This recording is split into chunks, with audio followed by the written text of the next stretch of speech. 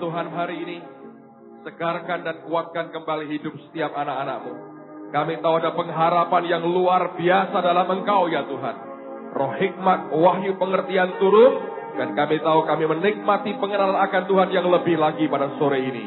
Di dalam nama Tuhan Yesus, dan yang mau diberkati berkata, amin. Sebelum Anda duduk, beritahu kanan kirimu, katakan kita punya Tuhan yang setia. Amen. Berikan kemuliaan sekali lagi bagi Dia. Alright, saya minta tolong whiteboardnya ditarik. Baik, saya ingin sampaikan sesuatu yang sangat-sangat mampu mengubah kehidupan saudara, karena ini berasal dari firman Tuhan. Dan sore ini Tuhan minta saya mengubah sedikit akan alurnya, supaya Anda bisa menangkap apa yang Dia mau sampaikan. Kemarin saya sampaikan hal yang sama, tadi pagi Tuhan rubah lagi sisi yang lain, dan sore ini Dia minta saya mengubah lagi akan sisi yang lain lagi. Nah, sebelum saya bacakan akan firman ini, saya punya pengalaman menarik selama seminar di Jakarta minggu yang lalu. 3 hari kami seminar, Roh Tuhan kerja luar biasa. Saya ceritakan kemarin dan tadi pagi, bagaimana banyak orang dijamah Tuhan. Dan ada seorang anak kecil yang sampai harus merangkak berkali-kali jatuh lagi dan tidak tahan berdiri karena Tuhan sungguh-sungguh jamah dia. Dan pada bagian terakhir, saya mendoakan Pastor Harold Gingrich dan Ibu Janice. Saya berkata doain mereka, saya pegang tangan mereka seperti ada sesuatu yang memberikan tekanan yang berat sampai bungkuk-bungkuk kayak begitu. Dan Roh Tuhan kerja luar biasa. Wah, saya ketemu orang Afrika juga di hotel tempat kami bermalam. Saya masuk di lift, kemudian orang ini masuk, hitam sekali saudara. Lalu dia menyapa saya dengan ramah, dia bilang apa kabar, saya bilang baik. Lalu kemudian dia tanya, kamu dari mana? Oh, aku dari sini saja. Oh, kamu orang Indonesia? Iya. Kamu orang mana? Saya bilang. Dengan bangga dia berkata, Kamerun katanya. Langsung saya bilang, kemarin kamu kalah 1-0 sama Jerman. Saya berkata begitu. Ya, dia berkata begitu. Bangga dia, Kamerun. Wah, luar biasa. Saya bilang Indonesia, dia dengan bangga berkata, Kamerun. Langsung saya berkata, kemarin kamu kalah dengan Jerman 1-0. Iya, katanya begitu. Well, itu bagian yang menarik tentunya. Tapi bukan sepak bola yang saya mau ceritakan kepada saudara. Dan ini gereja bukan karena menyambut Piala Dunia. Kita ada bendera dari kita yang mengasihi bangsa-bangsa. Amen, saudaraku. Nah, yang menarik adalah pengalaman saya dengan Mr. Samuel, anak saya sendiri. Ini kesempatan bagus, saya didampingi, dia jadi bodyguard saya sekarang. Jadi, dampingin papahnya seminar 3 hari. Dan saya perhatikan anak-anak sekarang itu, walaupun usia masih belum terlalu matang, tapi observe ya, memperhatikan apa yang terjadi. Dan mereka mungkin diam, tapi secara hati mereka mengamati apa yang sedang terjadi. Dan mereka sebetulnya ingin sekali terlibat dalam urusan orang tua sebetulnya ya. Kesia tidak bisa kebaktian, sore ini agak lelah dan agak flu. Tapi dia baru selesai retreat selama 1 malam di sekolahnya, Pak Yos dan Saudara Hengki yang melayani. Dia cerita dengan bergairah sekali apa yang terjadi. Dan katanya disuruh ikut mendoakan temannya. Dan ketika dipegang temannya sudah teriak-teriak. Dia bilang, Pak, baru aku pegang sudah jerit-jerit temanku katanya. Nangis di jamah Tuhan. Well, ada banyak hal yang terjadi dan saya merasa bahwa Tuhan memang sedang kerja luar biasa juga di antara anak-anak. Jadi kalau ada orang berkata anak muda, anak-anak remaja tidak tahu menahu apa-apa, I think kita salah besar. Karena mungkin mereka diam, tapi mereka observe dengan baik. Satu hari, dalam rangkaian seminar itu, Samuel tanya dengan saya dengan antusias. Dia bilang begini, Papa, kenapa semua orang menghormati Papa? Di airport, semua satpamnya hormat, manggilnya bos. Sampai di gereja, sampai di Jakarta, semua orang menghormati Papa. Kenapa tidak menghormati aku? Karena aku orang tampan. Sebab banyak ibu-ibu datengin dia, diciwilin pipinya, berkata, Sam, kamu kok tambah cakep? Terus dia berkata, jelas, aku ini tampan, Pak, katanya. Setiap habis orang muji dia, loh betul apa? Aku ini tampan, Pak. Jadi dia bilang, kenapa enggak orang menghormati aku? Kenapa kok Papa? Mesti Papa. Kenapa tidak aku? Apa tukar kepala apa, katanya. Biar orang menghormati aku. Lalu saya diam aja. Dan dia kejar terus dengan pertanyaan itu. Mestinya kan aku yang dihormati. Saya mulai merenung, saudara. Ini anak sebetulnya kan punya keinginan, toh ya. Itu kan manusiawi sekali ingin terima hal begitu. Lalu saya ngomong dengan dia gini. Apa kamu kepingin kayak Papa? Ya, kepingin. Lalu saya bilang, kalau kepingin, kamu mesti hidup kayak papamu hidup. Tapi katanya, caranya gimana? Ya pokoknya ikut papanya. Kamu lihat, kamu dengar, kamu lihat, kamu dengar. Nanti kamu ngikuti, nanti kamu hidupmu diberkati Tuhan. Ya katanya. Terus ikut saudara. Kebaktian. Wah Samuel bisa 2 jam lebih kebaktian. Itu ajaib, mujizat luar biasa. Dan dia buktikan itu. Lalu setelah semua kebaktian selesai, ada waktu persembahan. Persembahan, dia ngomong gini. Pak aku mau ngasih persembahan. Nah bagus. Itu sudah ajaib tuh. Biasanya kalau ngasih uang persembahan, berhenti di belakang, jadi roti. Hari itu tidak jadi roti. Dia bilang, aku mau ngasih persembahan. Terus saya berkata, sekarang kamu tanya Roh Kudus, aku mesti ngasih berapa?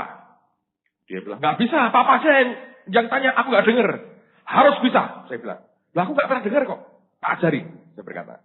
Sekarang kamu berdoa, ya. Lalu kamu kepingin memberi berapa setelah berdoa? Jalankan. Ya, katanya. Saya nggak tahu dia doa apa. Sembahyang pokoknya. Dia diam. Dan saudara, setelah berdoa, dia keluarkan dompetnya. Dia bawa dompet sendiri. Keren loh, dia bawa dompet sendiri. Kretek, dia buka. Dan oleh mamahnya diberi uang saku selama di Jakarta 40.000. Kalau dia mau beli mainan, beli apa, dikasih uang mamahnya. Terus saya nggak tahu dia ambil berapa. Saya temani dia, masukkan di persembahan. Nggak punya amplop, Pak. Nggak usah pakai amplop. Sama aja di depan Tuhan. Pokoknya kamu taat. Dia masukkan di persembahan. Duduk lagi, dia ngomong gini. Aku ngasih 30.000. Wah, kejutan. Dari 40.000 dia ngasih berapa? 30.000. Itu mujizat. Dan dia nuai banyak juga. Dia dikasih roti, dikasih segala macam. Sampai makan, sampai ngeri saudara. Pulang bawa mainan, begitu banyak. Nabur dia, nuai. Saya merenungkan pengalaman kecil itu sebetulnya. Bahwa setiap orang sebetulnya ingin mencapai sesuatu yang dia pikir itu baik buat hidupnya. Dan saya mau katakan bahwa itu tidak sesuatu yang salah. Nah hari ini saya mau tunjukkan kepada Anda satu sisi bagian kebenaran firman Tuhan. Yang kalau saudara bisa nangkap dengan rohmu dan belajar dengan cerdas, dengan Roh Kudus, hidup kita akan berbeda. Dan saya percaya kita jadi orang yang meraih apa yang Allah tetapkan dalam kehidupan kita. Amen. Nah sekarang mari kita buka Mazmur 119 ayat yang ke-26 dan ayat yang ke-27. Mazmur 119 ayat 26 dan 27. Mazmur 119 ayat 26 dan ayat yang ke-27. Perhatikan akan ayat ini luar biasa. Saya tunggu sampai Anda dapatin firman ini, baru saya akan bacakan buat saudara. Mazmur 119 ayat 26, 27. Yang sudah ketemu tolong lambaikan tangan kanan saudara. Oke, lihat sama-sama. Jalan-jalan hidupku telah aku ceritakan. Nah, tentunya kepada siapa ceritanya? Kepada Tuhan. Ini suatu awal yang harus kita lewati. Alkitab mengatakan, jalan-jalan hidupku telah aku ceritakan. Pak, ini apa artinya? Kan nggak ada, ini kan meaningless, nggak ada artinya. Saya berkata salah. Ini bicara tentang keterbukaan kepada Tuhan yang Maha Tahu. Ternyata kalau Anda perhatikan, dari kita mau jujur, tidak semua orang Kristen itu jujur dan mau terbuka dan terus terang dengan Tuhan. Banyak orang mencoba untuk menghadap Allah dengan sikap hati yang tidak lurus. Kita cenderung berpolitik dengan Tuhan. Siksak dengan Tuhan. Tapi Alkitab mengajar, dia berkata, jalan-jalan hidupku telah aku ceritakan. Terbuka apa adanya. Yang di dalam sampaikan semua. Nah ternyata banyak anak Tuhan tidak jujur. Saya berikan beberapa contoh misalnya. Saudara kerja ya, Anda kerja. Atau beginilah. Anda ini beli televisi. Televisi. Tidak punya uang sebetulnya. Mungkin Anda ini termasuk orang yang penggemar sepak bola. Lalu saudara berkata, wah ini jagoan saya main itu. Siapa? Arab Saudi misalnya. Wah ini adalah tim favorit saya. Lalu TV-mu kecil. Lalu engkau berkata gini, aku mau TV gede. Jadi kalau golnya masuk aku bisa lihat jelas gitu ya. Lalu kemudian Anda tidak punya uang. Datang ke toko yang juga mengkreditkan TV gede. Anda beli TV gede. Berapa inch? Yang gede berapa sih? 29 gitu ya. Inch lumayan gitu ya. Anda bawa. Lalu tidak punya uang sebetulnya tapi kredit. Nah ketika waktu untuk mulai mengangsur. Ternyata uangnya kepake untuk yang lain. Nah Anda mengerti kan? Besok terakhir aku mesti bayar. Kalau tidak, TV-nya akan disita lagi, diambil lagi. Engkau berdoanya bagaimana? Kebanyakan doanya begini, Tuhan, semua kan orang tahu bahwa aku ini anakmu. Namaku saja ada nama baptisannya 3. Lalu Anda berkata, coba Tuhan, semua orang kan tahu. Mobilku aja stikernya Rema FM. History maker. Apalagi itu? From glory to glory. Dan Maranatha. Kaset. Kan semua orang ngerti. Di depan mobilku udah gambar Yesus. Kalau nyetir sampai begini-begini. Aku dengar tiap hari Rema FM. Tanpa batas. Makananku Holy Cafe. Loh, kurangnya apa, saudara? Koran tak ku baca. Bacaanku buku-buku media milik kerajaan. John Avaris ini semua ajarannya apal. Sampai covernya pun apal. Kan semua orang ngerti aku ini anakmu. Kalau sampai nggak bisa bayar TV. Dan disita Tuhan. Engkau dipermalukan. Karena itu Tuhan, tolonglah. Aku tidak rela engkau dipermalukan Tuhan. Kalau aku sih biasa. Kalau engkau jangan sampai. Karena itu, kirimlah duit Tuhan. Terus Tuhan ngomong apa? Oh enggak, aku tidak malu. Aku tetap maha mulia. Yang malu kamu. Dan tidak bisa nonton bola kamu. Jadi urusannya tadi panjang. Harusnya gimana Pak? Terang-terangan ngomong. Tuhan sorry ya. Emosi aku. Jagoin Arab Saudi. Aku berharap menjadi juara dunia. Mungkin. Terus kau berkata, aku tidak tanya Tuhan. Beli TV Tuhan. Wah salah Tuhan. Kalau besok gak bisa bayar, aku ini malu. Mungkinkah kau menyelamatkan muka aku Tuhan? Terus terang toh. Kalau kau tidak mau, ya perteballah mukaku sedikit. Dan siapkanlah mentalku. Itu lebih enak ngomongnya. Daripada Anda muter-muter segala macam. Tapi ujungnya toh sama. Sebetulnya kita sedang membela kepentingan sendiri. Tapi kita pakai nama Tuhan supaya Tuhan itu sebetulnya ingin kita tipu. Kalau diberkati, nah tak politik ya Tuhan. Kena deh segi. Percuma. Sebab dia tahu hati kita. Saya beri contoh kedua. Seorang pemuda naksir sama seorang gadis. Pakai ayat. Tuhan Alkitab berkata. Tidak baik seorang laki-laki, seorang diri saja. Aku belum kawin Tuhan. Tidak baik seorang diri. Tuhan berkata, awang adikmu aja 13 rame ini kayak gitu kok. Koncomu akeh kok. Tapi aku ini seperti Yesus. Yesus berkata, lah aku rak kawin tuh. Wah, tambah keliru lagi. Sudah pakai ayat, keliru, saudara. Ambok terus terang ngomong, Tuhan aku naksir sama itu. Kalau terbaik, jamah hati orang tuanya. Loh, ya tak? So, terakhir itu kan bentengnya kan orang tuanya. Dan lembutkan hatinya. Loh, gitu kan. Tapi kalau memang itu gak terbaik buat saya, ya sudah, carikan yang lain lagi. Tapi kalau boleh, aku menghimbau, diajalah Tuhan. Wong ini bekas Miss RT. Misalnya. Loh, ngomong terus saya, apa-apa tuh? Jadi langsung, urusannya langsung gitu loh, saudara. Cuma kita ini bulet. Batu betul karuan. Gak pernah sampai ke titik pokok yang sebenarnya. Padahal Tuhan itu sebelum ngurusin yang lain, dia ngurus apa? Hati kita dulu sebetulnya. Coba buka Mazmur 33 ayat 15. Mazmur 33 ayat 15. Mazmur 33 ayat 15. Alkitab berkata begini. Dia yang membentuk hati mereka sekalian. Terus dikatakan, yang memperhatikan segala apa? Pekerjaan mereka. Sebelum pekerjaanmu diurus, Dia bentuk apa? Hati kita dulu. Bahasa Inggrisnya, He fashioned their hearts individually.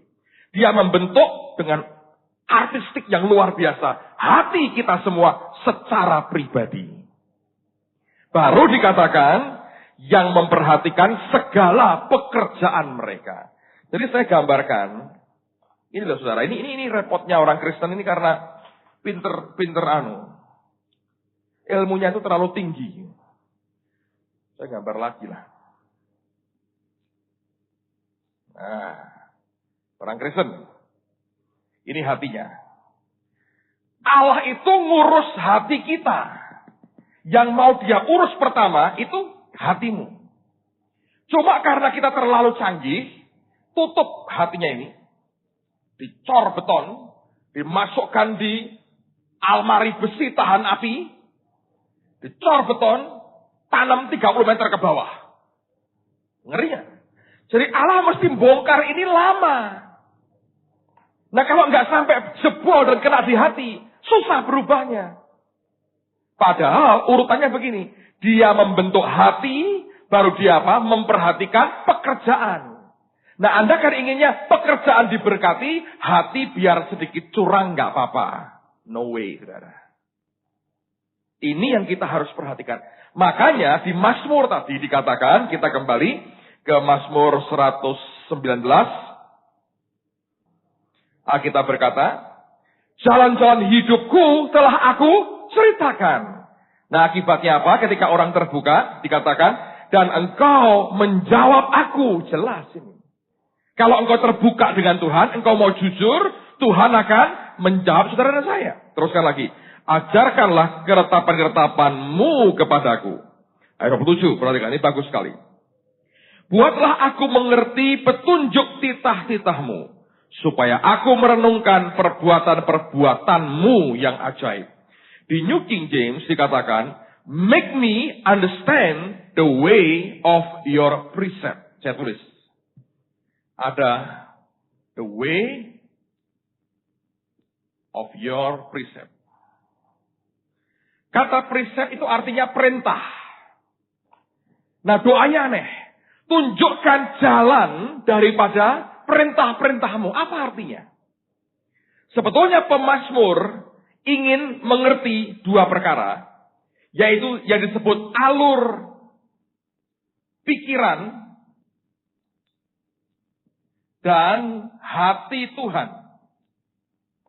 Saudara tidak pernah bisa ngerti Alkitab ini tanpa Anda memahami jalan pikiran Tuhan dan hati Tuhan itu seperti apa. Kalau alur pikirannya tidak kita pahami dan alur hatinya kita nggak mengerti, engkau tidak pernah bisa ngerti semua perintahnya. Bingung pasti. Karena itu Alkitab berkata, make me understand, buat aku mengerti the way of your precept. Jalan daripada hukum-hukummu. Yaitu apa? Alur pikiran dan alur hatimu Tuhan. Buat aku mengerti. Dan ternyata memang tidak mudah mengerti jalan pikirnya Tuhan. Coba buka Roma 11. Roma pasal yang ke-11. Roma 11 ayat 33 dan ayat yang ke-34. Roma 11 ayat 33 dan ayat yang ke-34. Roma 11 33-34. Alkitab berkata, oh alangkah dalamnya kekayaan, hikmat dan pengetahuan Allah. Sungguh tak terselidiki keputusan-keputusannya dan sungguh tak terselami jalan-jalannya. Sebab siapakah yang mengetahui pikiran Tuhan? Atau siapakah yang pernah menjadi penasihatnya? Untuk mengerti pikirannya susah sekali. Padahal kita harus mengerti alur pikiran dan hatinya Tuhan. Untuk bisa hidup seperti yang Tuhan perintahkan. Nah ternyata untuk orang percaya bisa memahami alur pikiran dan hati Tuhan. Tidak punya cara lain. Kecuali kita harus hidup, melekat dan bergaul dengan rohnya sendiri. Coba buka di 1 Korintus pasal yang kedua. Lihat pada ayat yang ke-10 sampai dengan ayat yang ke-16. 1 Korintus pasal 2 ayat 10 sampai dengan ayat yang ke-16. Alkitab berkata begini. Karena kepada kita, Allah telah menyatakannya oleh roh. Sebab roh menyelidiki segala sesuatu, bahkan hal-hal yang tersembunyi dalam diri Allah. Jadi yang ngerti Allah itu siapa? Ya rohnya. Terusin lagi. Siapa gerangan di antara manusia yang tahu apa yang terdapat dalam diri manusia selain roh manusia sendiri yang ada di dalam dia? Demikian pula lah tidak ada orang yang tahu apa yang terdapat dalam diri Allah selain roh Allah. Kita tidak menerima roh dunia, tetapi roh yang berasal dari Allah, supaya kita tahu apa yang dikaruniakan Allah kepada kita. Dan karena kami menafsirkan hal-hal rohani kepada mereka yang mempunyai roh, kami berkata-kata tentang karunia-karunia Allah dengan perkataan yang bukan diajarkan kepada kami oleh hikmat manusia, tetapi oleh roh. Tetapi manusia duniawi tidak menerima apa yang berasal dari roh Allah, karena hal itu baginya adalah suatu kebodohan, dan ia tidak dapat memahaminya, sebab hal itu hanya dapat dinilai secara rohani. Tetapi manusia rohani menilai segala sesuatu, tapi ia sendiri tidak dinilai oleh orang lain. Sebab siapakah yang mengetahui pikiran Tuhan, sehingga ia dapat menasihati dia. Tetapi, perhatikan, kami memiliki apa? Pikiran Kristus. Dari mana dia mengerti? Dari bergaul dengan rohnya, yang tahu apa yang di dalam pikiran dan hati Tuhan. Ini harus dipahami. Doa untuk memahami alur pikiran dan hati Tuhan, ini penting, saudara. Nah, Musa, perhatikan. Musa ini juga menaikkan doa yang sama. Buka dengan saya di Keluaran pasal yang ke-33. Kitab Keluaran pasal 33. Lihat pada ayat yang ke-13. Keluaran pasal 33 ayat yang ke-13. Keluaran 33 ayat yang ke-13. Perhatikan. Maka sekarang, jika aku kiranya mendapat kasih karunia di hadapanmu, beritahukanlah kiranya jalanmu kepadaku. Show me your way. Tunjukkan jalanmu itu kepadaku. Sehingga, apa akibatnya? Aku mengenal engkau. Akibat berikutnya, supaya aku tetap mendapat kasih karunia di hadapanmu. Ingatlah bahwa bangsa ini umatmu. Nah, perhatikan, saudara. Saya berikan urutannya. Musa berkata, show me your way. Supaya, dia berkata, aku mengenal engkau. Kata mengenal ini aneh. Dalam perjanjian lama, yang Musa katakan itu, kata mengenal itu juga dipakai untuk bicara soal hubungan intim atau hubungan seksual suami istri. Ketika Musa berkata, Tuhan, aku pengen ngerti alur pikiran dan hatimu. Akibatnya nanti aku akan bisa intim, mengenal dengan intim dengan engkau. Ternyata ini perlu bergaul. Untuk memahami alur pikiran dan hatinya Tuhan, perlu bergaul. Dan ternyata makin bergaul, makin paham, kita makin tambah intim dengan Tuhan. Keintiman dengan Tuhan itu menghasilkan supaya aku mendapat kasih karunia atau anugerah. Terjemahan yang saya suka dari kata kasih karunia sebetulnya adalah kemudahan. Anda ngerti kemudahan? Ini perlu buat kita. Anda nggak terima kemudahan, repot urusannya. Jadi sebetulnya gambarannya begini. Bukan apa yang Anda tahu, tapi siapa yang Anda kenal. Indonesia itu negara Alkitabiah. Loh ya, serius. Anda boleh hebat semuanya, tidak kenal orang dalam susah urusannya. Anda boleh tahu sedikit, kenal baik sama ponaannya itu, menantunya ini, urusan jadi lancar. Anda kelak masuk surga, bukan apal 10 perintah Allah. Bukan apal berapa pasal di tiap Alkitab, di ayat Alkitab. Tidak. Anda tidak peduli, tahu seperti apa, tidak ada urusan. Yang penting Anda kenal dengan Yesus. Ngerti tidak? Jadi ini Musa ini hebat sekali. Dia bilang, show me thy way. Tunjukkan jalanmu Tuhan. Akibatnya apa? Aku akan kenal engkau secara intim. Keintiman dengan Tuhan membuat aku terima kasih karunia atau kemudahan. Enak. Saya beritahu saudara, Tuhan sediakan jalan yang luar biasa buat kehidupan setiap kita. Sederhana. Kalau Anda mau mengikuti alur pikiran dan hatinya Tuhan. Nah, ternyata untuk ini perlu waktu. Anda perlu bergaul. Tidak mungkin satu hari Anda kenal dengan dia. Nggak mungkin. Harus butuh waktu. Suami istri aja. Butuh bertahun-tahun. Untuk bisa saling memahami. Ini kenapa, itu kenapa. Dengan Tuhan, hal yang sama terjadi. Dan seringkali, Tuhan tidak ngomong langsung seperti manusia bicara. Dia memberikan berbagai signal yang kita mesti belajar menangkap dan menyimpulkan. Oh, Tuhan itu maunya seperti ini. Contoh ini, lihat Pengkhotbah pasal 7. Ini cara Tuhan didik kita untuk kenal siapa dia. Pengkhotbah pasal 7, ayat yang ke-13. Saya bacakan aja kalimat pertama. Pengkhotbah 7, ayat 13. Alkitab berkata begini. Mari baca sama-sama ya. Pengkhotbah 7, 13. 2, 3. Perhatikanlah, apa? Nah, perhatikan, berarti. Alkitab mengajarkan, perhatikanlah, apa? Pekerjaan Allah. Tuhan itu kalau bicara dengan kita, itu sebetulnya membuka mata kita, supaya kita memperhatikan apa yang dia kerjakan. Lalu kemudian dia berikan rambu-rambu. Apa itu? Contohnya, lihat Yesaya 26 misalnya. Yesaya 26. Banyak orang yang bingung, bagaimana saya tahu ini kehendak Tuhan, Pak? Bagaimana saya tahu saya dalam kehendak yang sempurna? Lihat Yesaya 26 ayat yang ketiga. Kita baca sama-sama.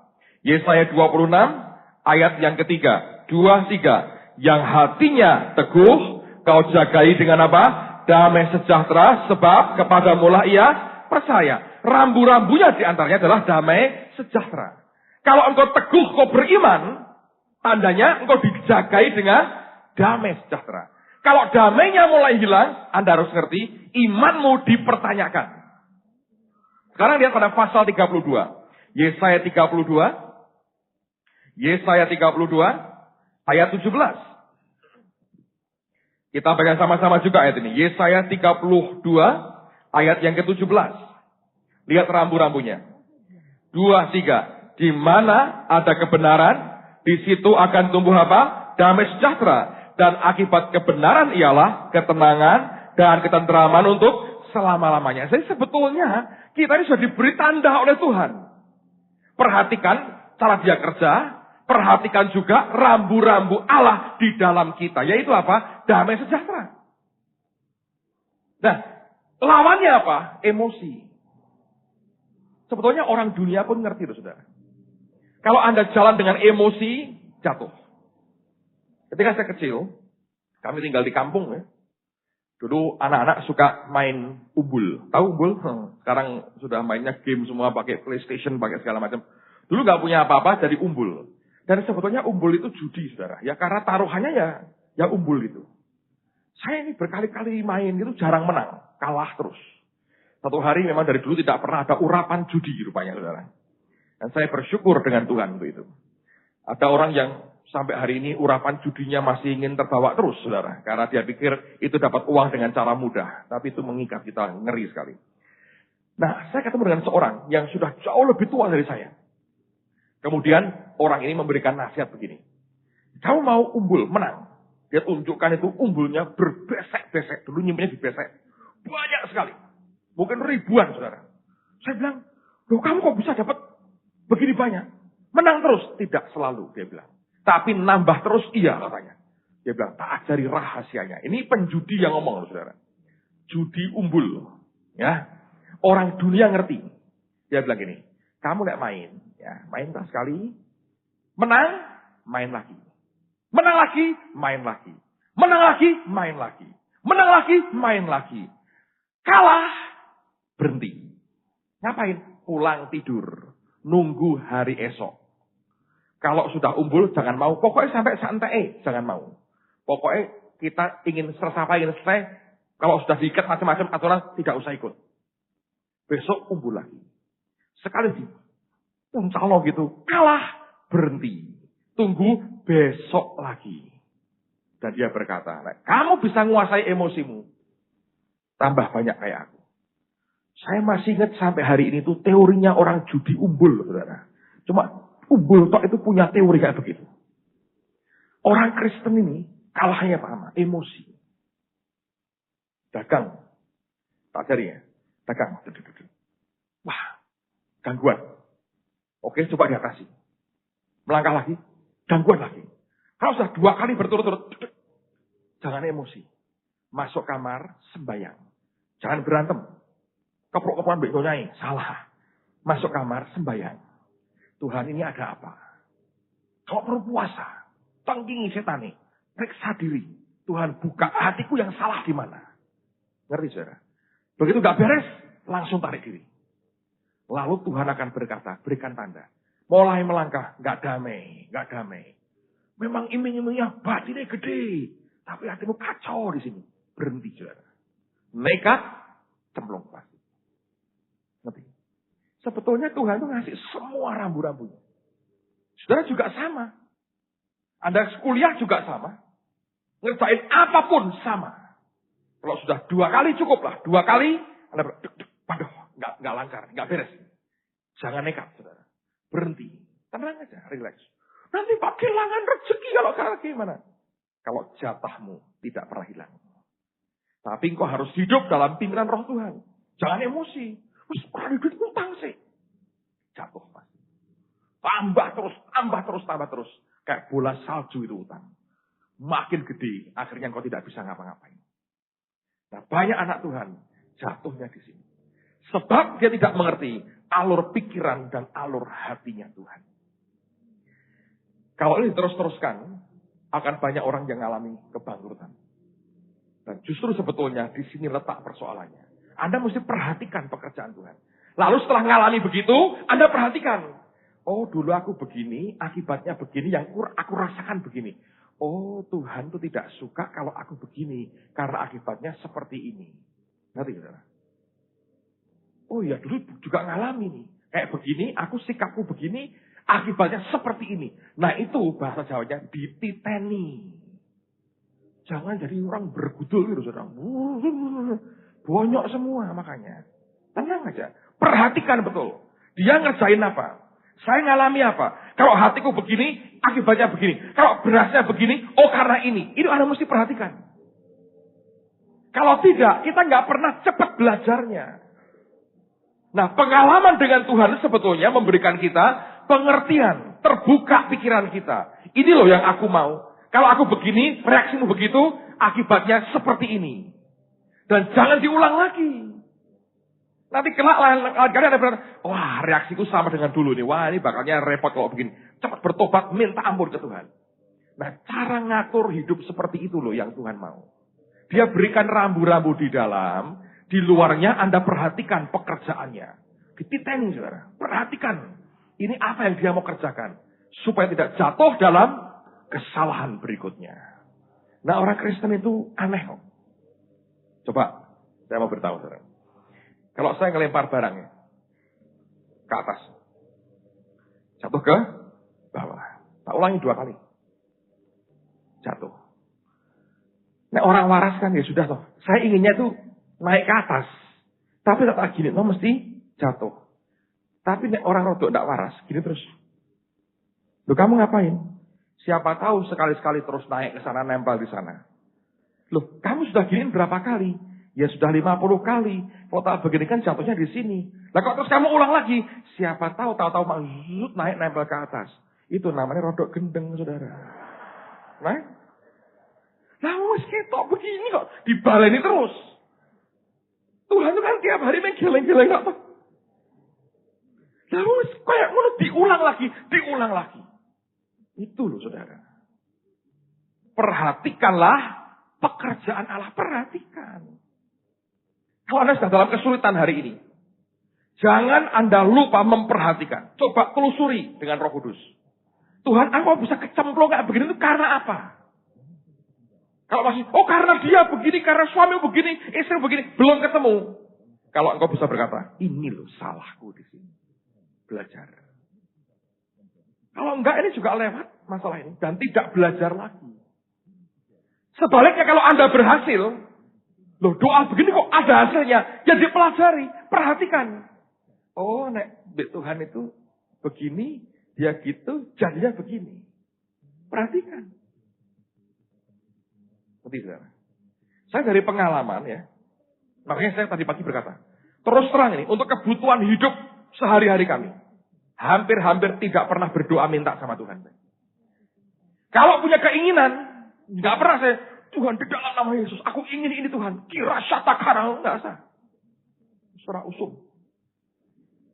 Lah gimana Pak? Pengalaman jalan dengan Tuhan. Sederhana. Saya rundingan dulu sama Roh Kudus. Kira-kira aku kok pengen ini, Bapak oke nggak kira-kira? Loh, saya punya koneksi. Siapa itu? Roh Kudus. Anda juga punya. Cuma selama ini ada tidak Anda ajak bicara. Mbok nang kiwe, salah dewi sudah. Ngerti banyak, tidak ada koneksinya. Salah. Saya bilang, ini kira Pak Ebi. Wah, Roh Kudus kan ngerti pikiran dan hatinya. Nah, dia bilang, sip. Beres ya, beres. Tuhan, beres ya Tuhan. Rohmu bocorkan, engkau beres. Jadi beres ya Tuhan ya, dalam nama Yesus. Selesai. Dapat. Gitu caranya. Gak usah ribut-ribut saudara. Makanya perlu waktu sih. Bergaul ya, ngobrol dengan dia. Intim dengan dia. Ini perlu waktu. Saya tadi sore baru baca bukunya Joyce Meyer. Dia ngomong begini. Tuhan lebih suka orang yang berjam-jam setiap hari, ketika dia shopping, dia lapa, dia apa, ngobrol terus dengan Tuhan, daripada orang yang menyediakan waktu sejam setiap hari, khusus dengan Tuhan. Itu top. Setelah itu, jam berikutnya tidak ada lagi. Nunggu hari berikutnya lagi. Dan berkata, yang begituan dia nggak suka. Dia suka bergaul dengan orang yang setiap saat Anda komunikasi dengan dia. Nanti Anda ngerti alur pikiran dan alur hatinya. Ini penting. Kalau enggak bisa. Anak saya boleh minta apa saja. Saya bilang, berdoa. Tapi saya ngomong dalam hati, Roh Kudus ini anak-anak kok minta begini. Baiknya bagaimana? Kalau dia bilang, nanti aku beri. Atau Tuhan berkata, Bapak oke kok. Itu seperti yang Bapak ingin. Ya sudah, saudara. Ya saya bilang, Bapak terima kasih. Kau sudah dengar omongannya, silahkan engkau yang memberi. Nanti nggak lama, duduk ngumpul, dapat. Simple. Nah, banyak orang tuh ngotot. Suara karu-karuan mana? Jadi hidupmu tuh yang petang rok. Wah, buang ireng kuning semua. Hidup kayak berantem terus sama siapa? Gak jelas, saudara. Ini Musa ngajari. Show me thy way. Kalau engkau begini, tunjukkan aku bisa mengenal engkau dengan intim. Supaya aku terima kasih karunia. Apa itu? Kemudahan. Jadi gampang semua. Tidak. Iya. Dan banyak anak Tuhan tidak sadar itu. Bahwa semua yang dikerjakan selama ini tuh, aduh. Ngotot pakai kekuatan sendiri. Berat. Tapi kalau kita mau belajar, saudara, mesti bisa. Sekali lagi ya, Anda yang sedang dalam kesulitan hari-hari ini, jangan ngeluh. Tanya Tuhan, kok aku bisa jatuh gini gimana? Biar dia periksa, buka semua. Wah, ngerti aku. Kalau sudah ngerti, bertobat. Nanti kau ditolong Tuhan. Tapi kalau kau sedang berhasil, wah aku diberkati luar biasa ini. Kok aku bisa diberkati ini dulu ujungnya dari mana? Pegang itu. Perhatikan dengan baik. Terus Anda belajar, oh kalau perasaanku begini, aku begini, ketaatan begini, Tuhan hasilnya seperti ini. Kalau ini kayak begini. Kalau Anda bisa memperhatikan itu saja, Anda jadi orang yang bijaksana, wise. Nanti apapun yang dia mau kerjakan dalam kehidupan kita, dengan cepat sekali kita akan sanggup mengerti. Dan kita akan bisa memahami apa yang sebetulnya Tuhan mau dalam kehidupan kita. Amen, saudara. Saya mau tanya, siapa yang sedang dalam persoalan sebetulnya hari-hari ini? Coba angkat tangan ini. Anda mengalami pergumulan tertentu, coba katakan begitu. Saya mengalami pergumulan. Siapa yang dalam minggu ini sedang mengalami diberkati luar biasa, coba katakan begitu. Siapa yang flat, nggak ngerti apa-apa. Menang away, saudara. Belajar. Apapun yang sedang terjadi, Anda belajar dengan baik. Sebab ini ilmu kehidupan, nggak saudara? Ilmu kehidupan. Ya, kita masih belajar gini ya. Banyak orang tuh curiga sama Tuhan. Engkau pernah DKI, Pak. Ya, karena engkau mintanya yang tidak sesuai dengan kehendak Tuhan. Dia itu pribadi yang luar biasa. Nah, kenapa perlu Roh Holy Spirit? Coba buka Yohanes 16. Yohanes pasal 16. Yohanes 16 ayat 13 mulai. Tetapi apabila ia datang, yaitu Roh kebenaran, ia akan memimpin kamu ke dalam seluruh kebenaran, sebab ia tidak akan berkata-kata dari dirinya sendiri. Tetapi segala sesuatu yang didengarnya, itulah yang akan dikatakannya. Dan ia akan memberikan kepadamu hal-hal, memberitakan kepadamu hal-hal yang akan datang. Ia akan memuliakan aku, sebab ia akan memberitakan kepadamu apa yang diterimanya daripadaku. Segala sesuatu yang Bapa punya adalah aku punya. Sebab itu, aku berkata, ia akan memberitakan kepadamu apa yang diterimanya daripadaku. Jadi Roh Kudus itulah channelnya, membuat Yesus ngomong terus dengan kita sampai hari ini. Dan kalau Anda butuh apapun, dia berkata, perhatikan, segala yang Bapa punya adalah aku punya. Yesus punya hak yang luar biasa. Anda harus ngerti. Ini loh, alur pikiran dan hati Tuhan. Makanya kalau Anda bergaul dengan Roh Kudus, saudara akan diajak untuk apa? Untuk kenal dia. Cara mikirnya seperti ini. Oh, dia maunya begini. Anda belajar dari situ. Nah, saya mau tutup dengan ini, saudara. Ajari ya, cara alur pikir Tuhan yang paling simpel yang Anda mesti paham. Coba buka dulu Efesus pasal 2. Efesus pasal 2. Efesus 2, lihat pada ayat yang ke-6.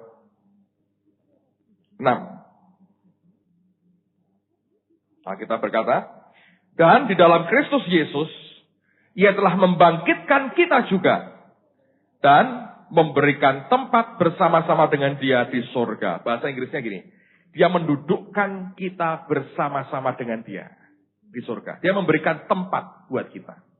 Nah, sekarang kita kan diberikan tempat bersama dengan dia. Tempat itu seperti apa? Coba buka Ibrani pasal yang pertama. Ibrani pasal pertama. Ayat yang ke-13.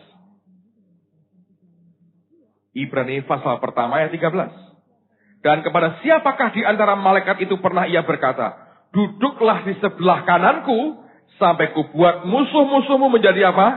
Tumpuan kakimu. Nah, perhatikan, saya gabung dua ayat ini. Anda kan nanti kelak bersama Yesus. Anda tahu Yesus lagi ngapain sekarang? Ngapain? Tuhan lagi ngapain? Hah? Baca ini 13. Duduklah di sebelah kananku sampai kubuat musuh-musuh menjadi tumpuan kakimu. Jadi Yesus lagi ngapain sekarang? Duduk. Anda dapat tempat bersama dengan dia. Kerjaanmu sekarang ngapain? Duduk. Lo suruh linggih. Itu yang membuat berat. Saudara. Anda kan datang ke Tuhan seperti Anda itu seorang pasien. Gitu. Seorang pasien datang ke dokter. Yang pertama Anda harus buat apa? Ya duduk. Silahkan duduk, nunggu dulu giliranmu. Lo maunya sekarang dimaki-maki pasien lain. Saya katakan lebih awal, Pak. Mas tutup tempat prakteknya. Saya tepat waktunya, Pak. Belum keluar dokternya. Anda mesti ngapain? Duduk. Jadi kalau kita bisa duduk, tenang, emosimu diredam. Itu sudah menang dulu, saudara. Tapi kalau Anda didrive, dipaksa, dipacu oleh emosimu, kacau. Ngerti? Ini loh, Anda harus ngerti baca alur pikiran dan hati Tuhan. Makanya saya tuh ngomong, berkali-kali saya berkata begini. Dengan Tuhan, itu tidak pernah lari sprint 100 meter. Never. Anda mesti siapin apa? Maraton. Banyak orang itu nyiapin untuk 100 meter. Begitu dipacu ke maraton, putus napasnya, rontok jantungnya, mati di tengah jalan. Setelah berkata gini, harapkan yang terbaik, tapi siapkan yang paling buruk dalam hidup kita. Dengan Tuhan mesti begitu. Kalau Tuhan mulai berkata begini, buat ini, hati-hati, siapin maraton. Kenapa saya berkata begitu? Saya pernah siapkan sprint, akhirnya maraton. Gedung ini hampir disita. Ya, saya ditawari satu pengusaha. Bukan pengusaha, managing director sebuah grup besar. Sebut nama grupnya Anda mesti ngerti. Bapak butuh apa untuk pekerjaan Tuhan? Kami baru membantu pendeta ini 7 miliar. Itu tahun 92. 92, 7 miliar. Dan ngomong terus terang, sampai detik ini gereja belum kebangun. Otak saya kerja, wah ini dia. Dia membantu, sekali beres, langsung bangun, selesai. Tuh hanya cuman nengir-nengir di surga. Oh mau sprint ya? Mau lari 100 meter? Sorry saja. Nehi, dan berkata, pakai bahasa India dia. Maraton 4 tahun. Sampai ngos-ngosan melet-melet itu maraton 4 tahun. Siapin maraton. Jangka panjang. Lah kalau dia sprint Pak, beneran. Gitu. Tadi, percepat sama Tuhan. Tapi kita siap mentalnya jangka panjang. Ya tidak berarti 20 tahun, 25 tahun. Selak tua atau saudara ya. Tapi ada jangka waktunya yang jelas. Supaya hati nggak dikejar oleh apapun yang tidak dari Tuhan. Nah, Anda mesti bahasa ini loh, alur pikiran dan hatinya Tuhan. Kalau Anda mau cepet-cepetan, itu kayak orang yang bangun rumah di atas pasir. Cepat jadi. Ketika hujan, angin, banjir datang, ambruk semua, nggak ada gunanya. Buat apa? Kita kan bangun sesuatu yang kekal untuk kerajaan surga. Bukan apa jadi wujudnya, ambruk cepat. Enggak. Dalam hidup dengan Tuhan sama. Makanya Alkitab berkata, jangan ingin apa? Kaya. Apalagi cepat kaya, tambah double dosanya saudara. Ingin kaya aja sudah salah. Anda harusnya ingin hidup sesuai dengan kehendak Dia. Nanti kan kehendaknya selalu terbaik buat kita. Anak cuma kaya tok itu terlalu kecil buat Dia ngurusi kita. Dia mau berikan sesuatu yang kekal buat kehidupan kita. Tangkap saudara. Ini loh. Anak yang memang punya masalah. Cepat. Nanti tak jamin lah. Nah, saya bilang ini ada urapan mempercepat persoalan. Sebelum Juni berakhir, problemmu selesai. Tak jamin 5 jam saya nggak akan selesai. Antri orang karena ingin apa? Sebelum Juni selesai. Karena semua orang itu yang membuat tambah panjang urusan. Kita ngomongin alur pikirnya itu ada harus memahami. Karena ujungnya bentuk hati kita yang awalnya Dia mau kerjakan. Dan ini yang jadi kesalahan yang fatal bagi banyak anak-anak Tuhan. Hati-hati, saudara. Saya mau tutup dengan ini, saudara. Sekali lagi saya mau berkata. Jangan pernah Anda dipacu dengan ketergesaan. Harusnya kalau Tuhan berkata, ya kerjain cepat. Contohnya, jangan sengaja memperlambat, salah. Tadi dia bilang, mulai melangkah-langkah. Bukan sengaja jatuhin mental Anda, bukan sengaja mempermainkan kita. No. Dia lihat akan sikap hati. Dinilai semua. Kalau tidak ada alasan menunda, tidak akan dia tunda. Percaya. Dan ini yang tidak banyak difahami orang percaya. Makanya saya berkata, bergaul. Nanti Anda ngerti nih, alur pikiran dan hatinya Tuhan. Kalau kita pokoknya kita maraton, cepat ayo, bencar nih, cepat, sugih bicara nih. Ya, nyolong dan korupsi itu sebetulnya. Tapi ujungnya kayak apa? Kematian. Ada dengan Tuhan. Ini, siapin. Minta ajari Tuhan. Supaya aku bisa intim dengan Engkau. Lalu terima kasih karunia. Terima kemudahan dari Tuhan. Enak tak? Nah itu hidup dengan Tuhan. Enaknya luar biasa. Enak terang saudara. Makanya dia berkata, kecaplah dan lihatlah. Tuhan itu berani dicoba. kecaplah dan lihatlah betapa baiknya Tuhan itu. Kalau Anda mencicipi kebaikannya, Anda berkata, wah betul, Pak. Luar biasa. Saya berdoa, ini renungkan dalam hatimu. Kalau Anda bisa nangkap dengan rohmu, mestinya hidup kita tidak akan pernah sama lagi. Tutup Alkitabmu, dan kita berdoa bersama-sama. Bukankah Dia Tuhan yang luar biasa dan Tuhan yang setia?